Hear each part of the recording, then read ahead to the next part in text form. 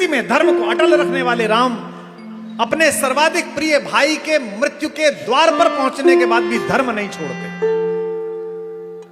जरा जरा सी बातों पर लालच में जीने छोड़ देते हैं। सुषेण वैद्य को बुलाया गया, मूर्छा लग गई, जागा सुषेण रामदल में, सोते को उठा लाए, खाट उठा लाए। ये इनका तो यही है, डायरेक्ट ही लेके आते हैं। उन्होंने कहा इसे कहां जगाऊं भगाऊं, देर लगेगी। राम जी ने कहा खाट से ही उठा लिया।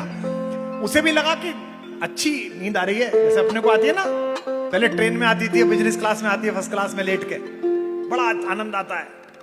लंबी करी और सो गए। तो सुषेण की नींद खुली, अचानक देखा तो चारों तरफ राम का दल। जागा सुषेण राम दल में, देखा सम्मुख रघुराई हैं, छोटे भाई को गोद लिए व्याकुल वे जेठे भाई हैं। मनमोहन श्याम सलोना मुख इस समय आंसुओं से तर है, मानो पानी से भरा मेघ झर लगा रहा पृथ्वी पर है। एक बात कही सुषेण ने, महाराज आपने भी शायद ही सुनी हो। सुषेण ने राम जी को ऐसी जगह फंसाया कि उसे लगा अब पता चलेगा ये मर्यादा पुरुषोत्तम है कि नहीं है। बहुत बड़े धर्म विभूति बन के आए ना धर्म के लिए लड़ने। सुषेण खड़ा हुआ बोला कि मैं वैद्य दशानन के घर का सैलरी वहां से पाता हूं सर। मैं वैद्य दशानन के घर का किस तरह आपका काम करूं? अनुचित होगा यदि बैरी को लंकापति के आराम करूं। जिसमें प्रत्यक्ष बुराई है कैसे वह कर्म किया जाए। हे राम आज्ञा देते हो इस समय अधर्म किया जाए। धर्म तो मेरा यह है कि मैं रावण के बैरी का इलाज न करूं। अब मुझे बताओ अधर्म करूं कि धर्म करूं? बनते हो तुम धर्मराज। मैं दवा न दूं तो तुम्हारा भाई जाता है, और दवा दूं तो अधर्म होता है। यही परीक्षा है जीवन में। एक पल आता है कि सामने खड़ा होता है धर्म, कहता है बता क्या करना है। यही तय होता है कि कौन क्या बनेगा। हे राम आज्ञा देते हो इस समय अधर्म किया जाए। यह सुनते ही चौंक कर बोल उठे रघुवर, धर्म छोड़ने की कभी न राम न देगा राय। क्या? जिस धर्म हेतु निज राज्य गया, श्री पितृ देव का मरण हुआ। जिस धर्म हेतु प्रिय भरत छुटा, सीता प्यारी का हरण हुआ। उस धर्म सत्य पर लक्ष्मण भी यदि मर जाए तो मर जाए। आवाज यही होगी मेरी, हां धर्म नहीं जाने पाए। सुषेण से कहा देख धर्म मत जाने दे, मरता हो तो मरे। सुषेण ने कहा मैं तो आपकी परीक्षा ले रहा था प्रभु, अन्यथा मेरे गुरु ने विद्या सिखाते समय मुझे कहा था कि बैरी को भी अगर चोट लगी हो तो उसका इलाज करना ही चिकित्सक का धर्म में, मैं इसका इलाज करूं। वक्ष इतना कठोर कि रावण के वार झेल सके, दुनिया के सबसे बड़े ताकतवर शत्रु के प्रहार यहां पर पड़े तो हंसकर झेल जाए, और मन इतना कोमल कि पत्नी के पैर में कांटा लगे तो राघवेंद्र सरकार की आंख से आंसू निकल जाएं, तब दंपत्ति सफल होते हैं, तब गृहस्थ सफल होता है। यह जो दाम्पत्य है, एक दूसरे की बात समझ लेना। केवट ने कहा कि भाई साहब होंगे आप अयोध्या के राजकुमार, होंगे आपके पिताजी बहुत बड़े आदमी, मैं आपको नहीं चढ़ने दूंगा। मेरे पास तो एक ही नाव है, इसी पे काम है, मैं तो नहीं चढ़ने दूंगा। तेज आदमी था, उत्तर प्रदेश का था वो, यूपी का आदमी था। उसने कहा मैं नहीं चढ़ने दूंगा। भगवान ने कहा कि अच्छा भगवान तो फिर भी नहीं बोले, वो लक्ष्मण जी जरा हर समय उन्होंने कहा मैं भी बताऊं। बोले बरूसर हमारे है ना भाई, तीर मार दो कोई दिक्कत नहीं, मेरे को मर जाऊंगा लेकिन चढ़ने नहीं दूंगा। भगवान भी समझ गए कि मजे कर रहा है ये। भगवान ने चरण धुलवा लिए, और कितना तेज कि एक पैर उठा रखा है भगवान ने और धो रहा है, और वो खड़े नहीं हो पा रहे कि क्या करें। लक्ष्मण ने कहा क्या करवा रहे हो, खड़े होने में दिक्कत हो रही है। अरे बोले क्या दिक्कत है, जाओ हाथ ये सिर पे रखो। त्रैलोक्य के स्वामी जिसकी दृष्टि के लिए तरसते हैं, उसके चरण हाथ में और उसका हाथ सिर पर है। बताइए इतना सौभाग्य किसको हो जाए।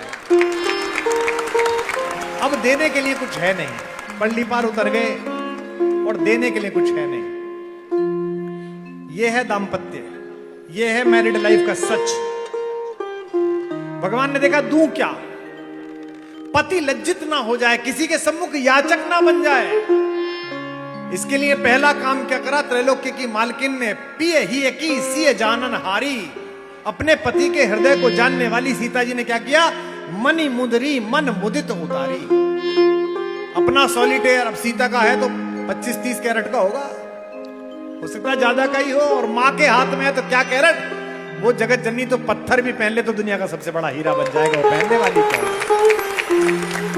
1 सेकंड के 100वें हिस्से में उतार दी, बोले ये लो दे दो। इस पंक्ति में पकड़ना, यहां अंगूठी महत्वपूर्ण नहीं है, शब्द पकड़िए गोस्वामी तुलसीदास जी का, मुदित महत्वपूर्ण है, प्रसन्नता पूर्वक उतारी। मणि मुदरी मन मुदित उतारी, प्रसन्नता से उतार दी, कोई दुख भी नहीं है। यह राम की कहानी है।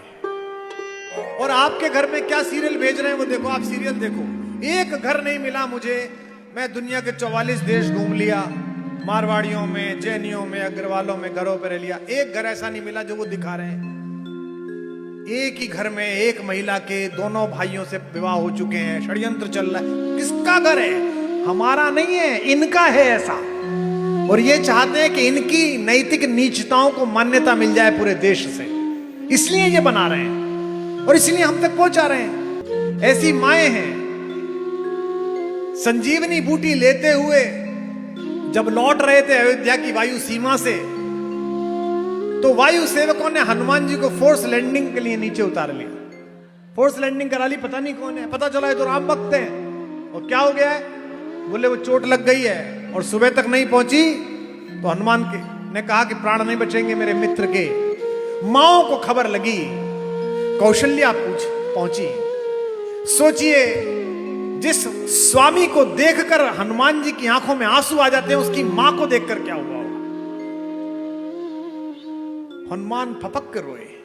कौशल्या ने गले से लगा लिया और जो कान में कहा वो राम की ही मां कह सकती है। कौशल्या माई के लिए आपका प्रसाद उठे। कौशल्या ने कहा, बेटा राम से कह देना लक्ष्मण के बिना अगर आना हो तो लौट कर ना आए। ये कौशल्या राम जैसे बेटे की 14 वर्ष की प्रतीक्षा और कह रही है नहीं, बिना लक्ष्मण के ना आए।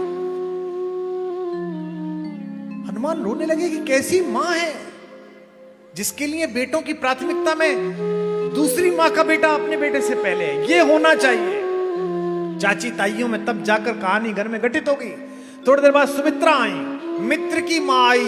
ओहो, हनुमान के मन में कितने आंसू फूटे होंगे।